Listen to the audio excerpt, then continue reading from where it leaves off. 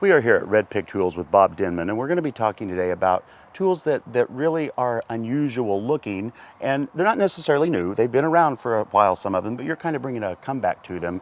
Like this beast here, this looks vicious. Yeah, this is a tool called nowadays it's called a woodsman's pal.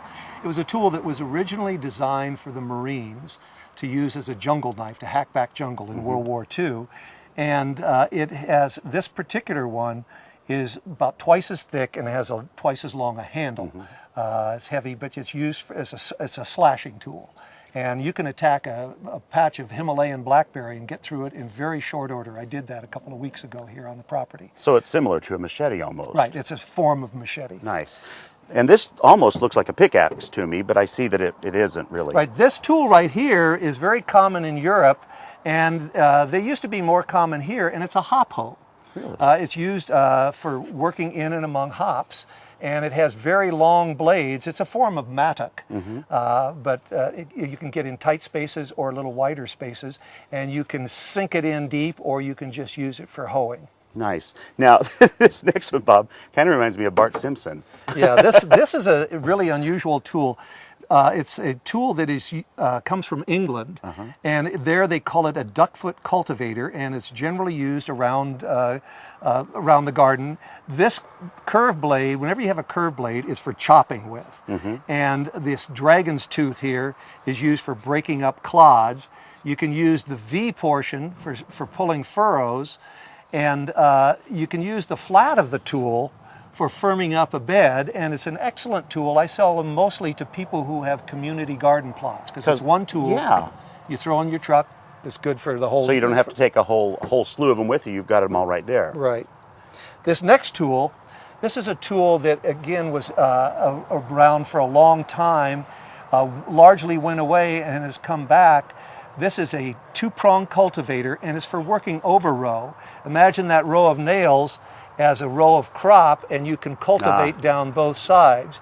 You can also use this as a manure hook for spreading manure or rolling over your compost pile, and for other garden tasks. And we've seen those a lot still today as hand cultivators. It's the same principle, right? Same now thing. This looks dangerous. Yeah, this is one of a whole category of tools that were used for chopping up mangels and beets and carrots and other root crops into small pieces so that they could be fed to stock, pigs, cattle, and chickens and things like that, so that they wouldn't eat the whole thing, so they could get digestible pieces. A lot of people use this nowadays for chopping up small amounts of compost instead of running them through a chipper shredder. So it's used like this. The blade is sharp, and it cuts it into about 3.5 inch pieces. And it just makes the compost process go faster to have those smaller pieces. Right. Now these are different to me. I've never seen anything like them. These two hoes right here these are both of a category of tool. They're called Dutch hoes, and they're push hoes. Instead, there are three kinds of hoes. Ones you'd pull towards you, like a standard American hoe, scuffle hoes, like the hula hoe, and the winged weeder.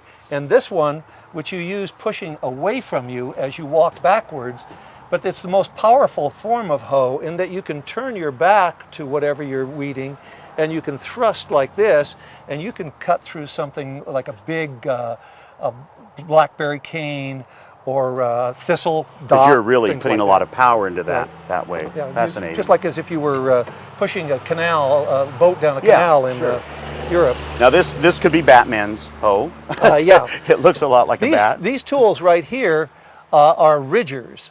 These three right here, and this is a small one, this is a medium, and this is a large.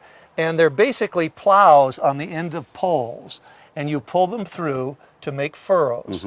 And the modern descendant of that is the Warren hoe.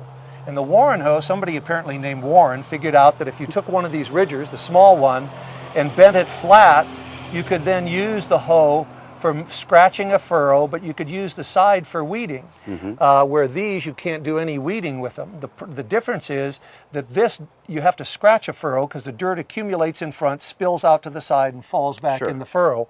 Where these, the dirt rides up the blade and is deposited well outside of the furrow. So they make a narrower furrow than they look like, but they're really excellent tools. for anybody doing long row gardening. Well, and Bob, I've noticed that on these three, which are really basically the same tool, you've also got three different heights. Yes. Tell me about why that is.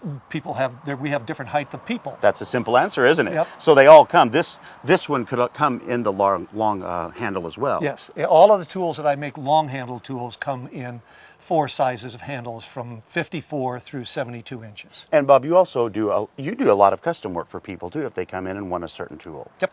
So how do they go about doing that if they want to talk to you about it? Just show up or give us a call and make an appointment and come out, and we fit them with the tool or make something whatever they need. If it's their old grandpa's old tool that isn't made anymore, we'll make them one, or we'll make a tool to fit the application that they need to perform. Well, and I tell you, we spend so much money on garden tools. These last forever. He has a great warranty on them. He'll help you figure out what you need. And it really is true. The right tool makes all gardening so much easier than trying to use the wrong tool. It just is a great idea to come by and see Bob. Or you can go to gardentime.tv. We'll click you over to his website. Bob, you're always a fount of information. Thank you so much. Thank you.